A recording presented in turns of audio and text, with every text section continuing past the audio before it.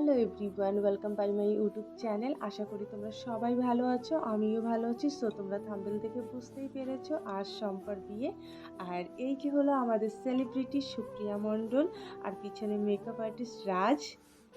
So guys, আমি almost ready হয়ে গেছি। তো তোমরা অবশ্যই কমেন্টে জানাবে আমাকে কেমন লাগছে। আর আমি একটু ওয়েট করছি ভাই আর মায়ের জন্য, কারণ আমার জুয়েলারিগুলো বাড়ির থেকে আসবে।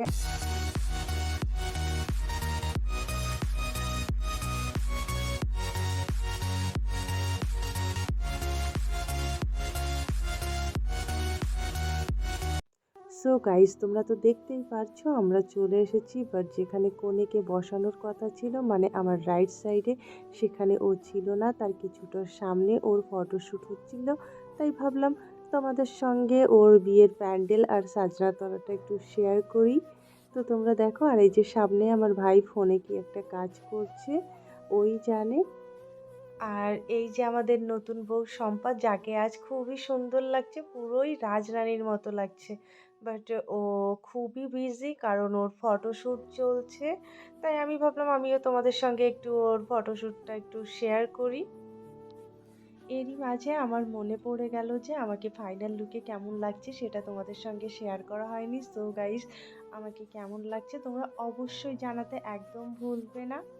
সো আর এই যে বড়দি, মৌসুমীদি, মৌসুমীদিকেও আজ খুবই সুন্দর লাগছে। আর পিছনে এই যে আমাদের নতুন বউ শম্পা চলে এসছে। সো দেখো গাইস, ওকে কেমন লাগছে। আর এই যে আমাদের সেলিব্রিটি সুপ্রিয়া, আর পিছনে ওই যে আমাদের জিজু চলে এসেছে। জিজু গাইস, পিঙ্ক কালারের শাড়ি পরা আন্টিটা ভীষণই সুন্দর ডান্স করে, আর এক্সপ্রেশন পুরাই চুম্মু, যেটা আমি তোমাদের সঙ্গে শেয়ার না করে পারলাম না। তো সো তোমরাও দেখে বলো। সো গাইস, লগ্নের টাইম হয়ে গেছিলো বলে পুরোহিত মশাই ওকে স্টেজে নিয়ে আসতে বলেছিল মালা বদলের জন্য। তো ওর ভাইরা ওকে নিয়ে আসছে, তোমরা দেখতেই পারছো। তো তোমরা দেখতে থাকো।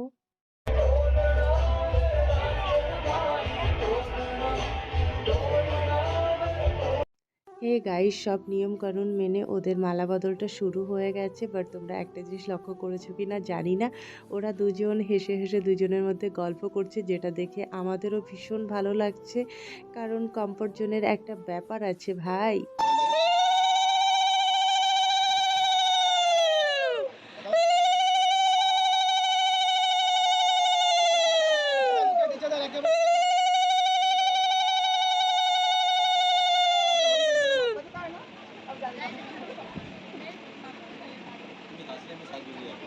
মালা বদল শেষ হতে না হতে ওদের আবার ফটোশ্যুট শুরু হয়ে গেছে দেখতে।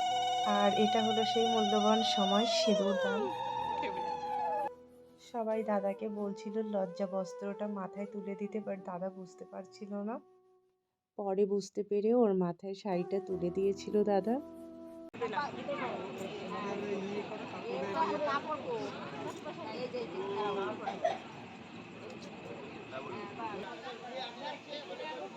হে গাইস, ভিডিওটা আর আমি কন্টিনিউ করব না, কারণ ওদের সাত পাক ঘোরা হয়ে গেলে পরে বিয়েটা সম্পূর্ণ হয়ে যাবে।